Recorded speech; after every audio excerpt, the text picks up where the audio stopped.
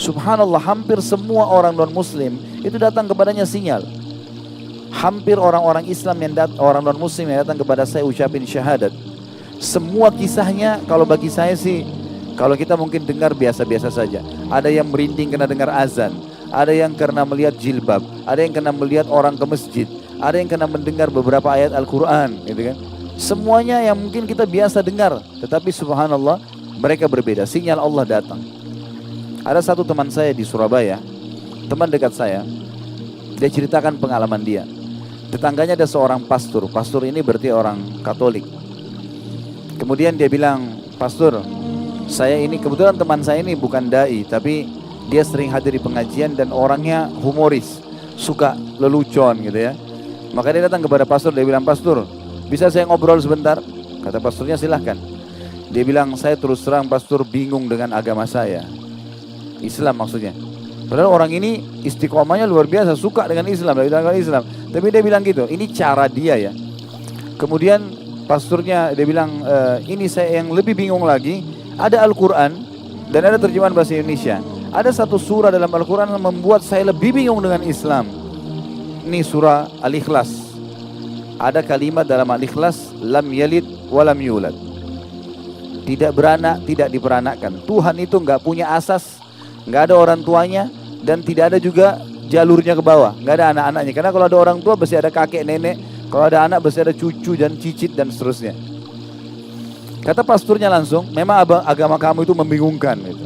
Kata teman saya ini, ya, semoga Allah jaga beliau. Sekarang Masya Allah masih ada dan berhasil sukses sekali di Surabaya dan sudah selesaikan S3-nya. Dia bilang, "Begini aja pastor, saya kasih Quran terjemahan ini, pastor coba pelajari, kasih saya Injil terjemahan, saya pelajari. Seminggu kemudian kita ketemu, siapa tahu ada jawaban." Kata pastor, "Baiklah." Dikasih Injil terjemahan, dia juga ambil Quran terjemahan. Dia bilang, "Saya bawa pulang Injil tersebut, saya sempat letakkan di meja kerja saya. Tapi saya terlupa. Gitu kan. Selama seminggu saya tersibukkan dengan kegiatan-kegiatan.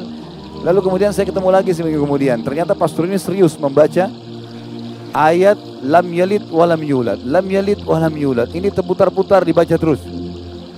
Dia bilang setelah seminggu saya ketemu. Lalu kemudian saya tanya, "Pastor ada waktu?" "Ada." "Bisa saya masuk?" "Silakan." "Bagaimana pendapat pastor? Ada jawaban nggak yang kebingungan saya kemarin?" Pastornya bilang, "Kayaknya agama kamu yang benar deh." Memang kayaknya Tuhan nggak boleh punya asas, nggak boleh punya bawah. Kalau Tuhan itu harus dia esa, gitu kan. Akhirnya sama teman saya diajak, "Kalau gitu syahadat aja pastor." Masuk Islam di tangan dia. Sesuatu yang kadang-kadang tidak masuk di akal kita. Ada teman saya di Makassar kemarin, Syekh Ali Rimi dari Mekah, dan ada satu lagi Syekh Hamad dari wilayah Hail. Dua orang ini diutus oleh Saudi jadi dosen, satu di UIN, satu di UMI di Makassar. Saya sering kali kalau waktu berapa tahun lalu saya di Makassar, ini kisah sekitar mungkin 9-10 tahun yang lalu. Saya telepon, sering kalau ada apa-apa saya beritakan, "Akhi kalau butuh apa-apa telepon saya saja." Dia bilang, "Baiklah." Satu waktu dia telepon saya, dia bilang, "Khalid coba kesini penting." Saya bilang, "Kenapa?"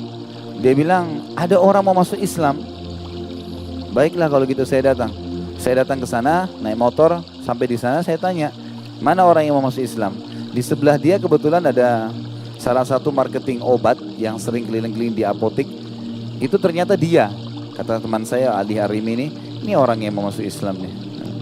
Saya tanya, Mas yang mau masuk Islam?" Dia bilang, "Iya." "Kenapa Mas mau masuk Islam?" Dia bilang, "Saya kagum lihat dua orang Arab ini. Setiap azan pasti ke masjid, gitu kan. Pasti kalau dengar azan ke masjid. Setiap saya masuk ini pasti jalan ke masjid."